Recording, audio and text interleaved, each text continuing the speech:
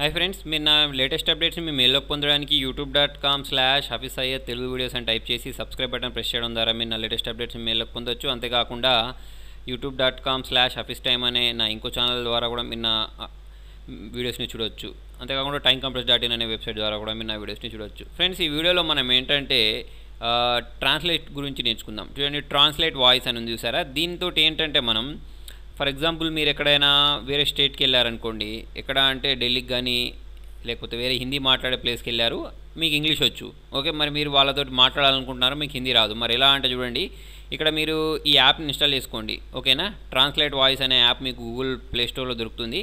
ఇప్పుడు నేను ఏంటంటే ఇంగ్లీష్ నుంచి హిందీలోకి ట్రాన్స్లేట్ చేయాలనుకుంటున్నాను. అంటే ఇప్పుడు చూడండి, నేను ఇక్కడ స్క్రాల్ చేస్తాను, ఇంగ్లీష్ తీసుకున్న తర్వాత అది హిందీలోకి ట్రాన్స్లేట్ అవ్వాలి. ఇప్పుడు నేను ఇక్కడ మాట్లాడితే చూడండి అది ఎలా ట్రాన్స్లేట్ చేస్తుందో. ఇక్కడ ఈ మైక్ సింబల్ ఉంది సార్, ఇక్కడ హిందీ తీసుకోండి, ఇటు సైడ్ ఏమో ఇంగ్లీష్ తీసుకోండి, ఇటు సైడ్ ఏమో హిందీ తీసుకున్న తర్వాత మాట్లాడడం స్టార్ట్ చేయండి.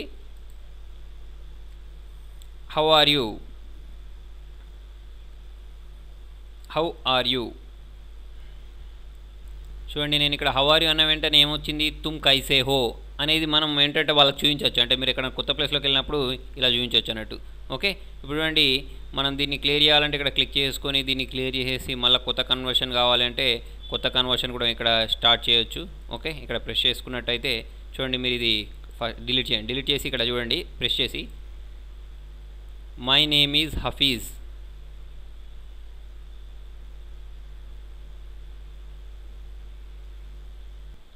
యాక్చువల్లీ నేను హఫీజ్ అనేది కరెక్ట్ ప్రొనౌన్స్ చేయకపోతే అది మై నేమ్ ఈజ్ హ్యాపీ అని వచ్చింది.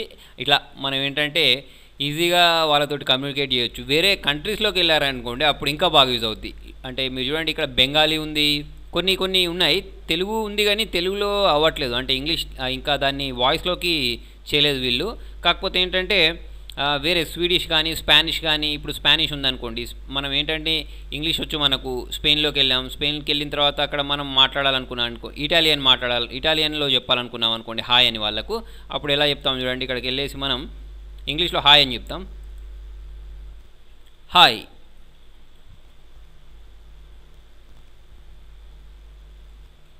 చూడండి, ఇక్కడ సియో అని వచ్చేసింది. ఇలా మనం వాళ్ళకి ఇది వినిపించవచ్చు కూడా, ఓకేనా, వాళ్ళకి వినబడుతుంది ఇలా, ఓకే. ఫ్రెండ్స్, మీకు నా వీడియో నచ్చినట్టయితే లైక్ బటన్ ప్రెస్ చేయండి. ఫేస్బుక్ ద్వారా, ట్విట్టర్ ద్వారా, గూగుల్ ప్లస్ ద్వారా నా వీడియోని షేర్ చేయండి. మీ సలహాలను సూచనలు కామెంట్ రూపంలో తెలియండి. Thank you.